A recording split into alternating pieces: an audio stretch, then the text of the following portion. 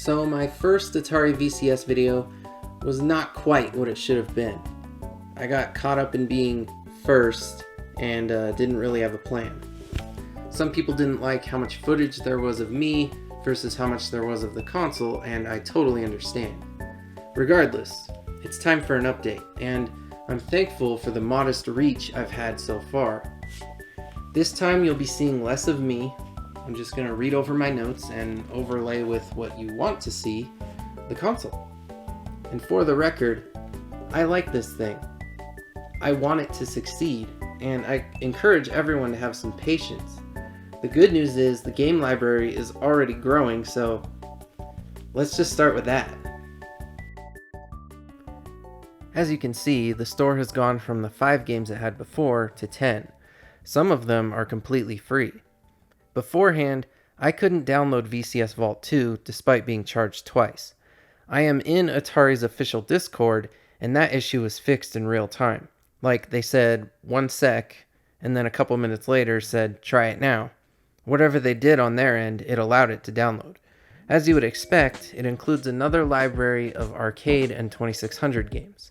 Additionally, there are a number of 5200 games.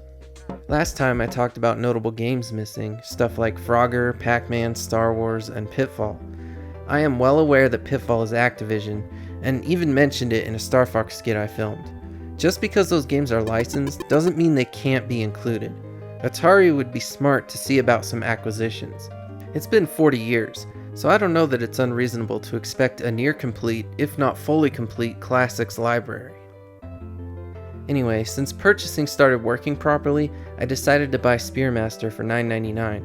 I didn't have any download issues, but my receipt is still a bit suspect, missing all of the details as before. One comment on the first video said this: as a person that does security reviews in real life for a living, that receipt is terrifying.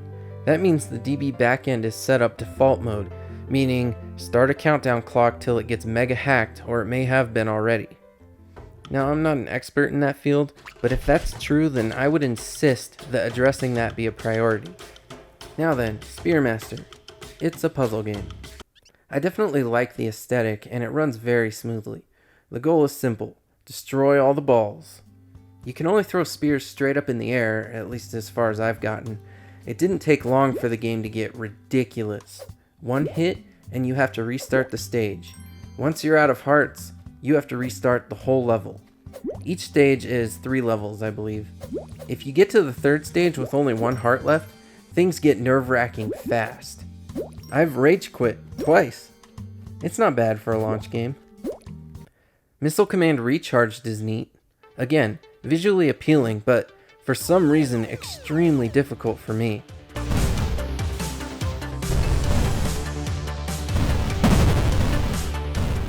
I don't know, maybe I just suck. I couldn't get the classic joystick to work on it though. All of the games in the store tell you which controllers work, except for Missile Command. Really weird. Haven't played Siggy, Fart for Melusina yet. Let's take a look.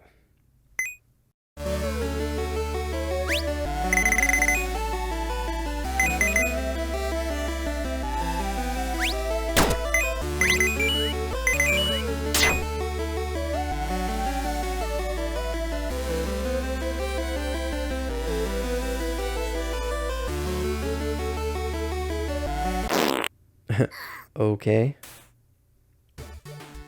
Well, it's a game. Probably gonna have to spend a little more time with this one. Alright, so that's it for my current games. Lately, I've been using the Atari for Plex. I know it's available on other platforms, but I'd never heard of it before I got the Atari. It's really cool. It's like your own custom streaming service.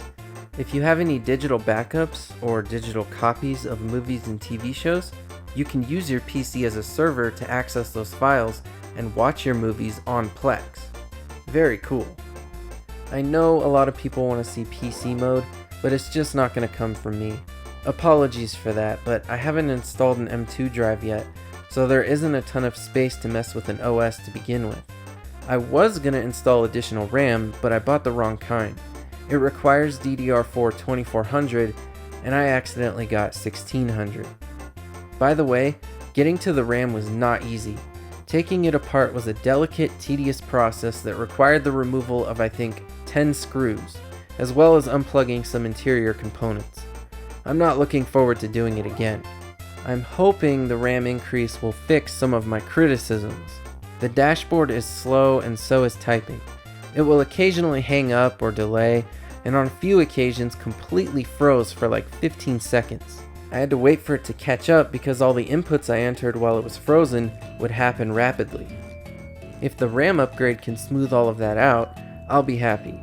Even more so, maybe a system update could smooth out the lag because while RAM is relatively cheap, nobody should feel they have to upgrade it. I would also really appreciate being able to rearrange my dashboard. As far as I know, it can't be done at this time. And lastly, this is super minor, but it'd be nice if it was a little easier to power down the system. You have to go to the dashboard, then go to System, then tab over to Power. Even then, when you click Turn Off, it asks again if you want to turn it off. Like, it's already pretty out of the way and seems redundant. Turning it back on requires physically pushing the button on the console. Sleep mode gets around this, but I prefer my systems actually be shut off when I'm done with them. Alright, there you have it. A more direct, well-rounded look at the VCS. As I said, I like the console. I still fully believe it has potential, and I hope many companies will develop for it. Exclusively. Exclusives are becoming a lost ideology. Part of what always makes Nintendo stand apart from Xbox and PlayStation is the fact that they have their own IPs. They have an identity and focus on creativity. If the Atari can produce exclusive, well-made games that have an impact on players, they'll generate a much-needed identity. Push the limits and prove the skeptics wrong, Atari. As consumers, we just need to give it time. I've had the VCS only a week, and many backers are still waiting on theirs. It's perfectly okay to have expectations and be critical, but at this time, I'm choosing optimism. Not just because I spent the money, but because it deserves a fighting chance. Be open-minded and give it time. We'll just see what happens from here.